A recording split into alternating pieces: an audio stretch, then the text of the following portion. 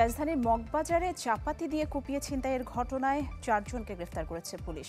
ওই ছিনতাইয়ের একটি ভিডিও ফুটেজ ভাইরাল হওয়ার পর গ্রেফতার হন তারা। তাদের কাছ থেকে ছিনতাই হওয়া ব্যাগ ও টাকা উদ্ধার সহ ছিনতাই ব্যবহৃত 2টি চাপাতি, মোটরসাইকেল জব্দ করা হয়েছে। স্টে সেফের ডাবল লেয়ার প্রোটেকশনই পিরিয়ডের হেভি ফ্লোর দিনগুলোতে আমাকে রাখে নিরাপদে। Stay safe.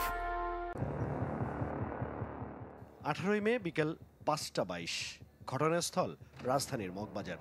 দিনে দুপুরে প্রকাশ্যে চাপাতি দিয়ে ছিনতাই করে 3 ছিনতাইকারী। সে ঘটনার সিসিটিভি ফুটেজ ভাইরাল হয়। ঠিক একই কায়দায় কয়েকদিন পর মগবাজারের অন্য একটি গলিতে ছিনতাই করে এই চক্রটি।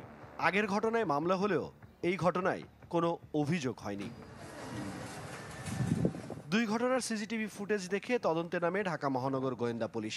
ছিনতাইকারীদের শরীরে থাকা কাপড় ও জুতা দেখে একজনকে চিহ্নিত করে তারা। পরে রাজধানীতে চিরুনি অভিযান চালিয়ে 3 ছিনতাইকারীকে গ্রেপ্তারের পর ব্যবহৃত অস্ত্র উদ্ধার করে পুলিশ।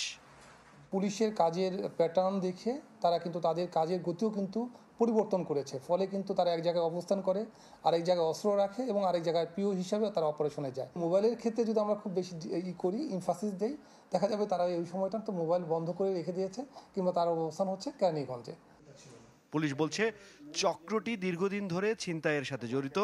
চক্রের সদস্যদের পরিচয় হয় জেলে। এই 4 জন কিন্তু পেশাদার এবং এদের প্রত্যেকেরই নামে কিন্তু 4-5টি মামলা আছে। খুবই মজার বিষয় হচ্ছে 3 জনের সাথে পরিচয় হয়েছে কিন্তু জেলখানাতে। রাজধানী জুড়ে এমন ছিনতাই চক্রকে ধরতে অনুসন্ধানে নেমেছে পুলিশ। তবে ছিনতাইকারীরা গ্রেপ্তার এড়াতে নতুন নতুন কৌশল নেয় বেগ পেতে হচ্ছে আইন শৃঙ্খলা বাহিনীকে। গ্যাং গ্রুপ আছে, তারা একটি নির্দিষ্ট ব্যক্তি দ্বারা পরিচালিত হয়। হিরণ খান, চ্যানেল 24, ঢাকা।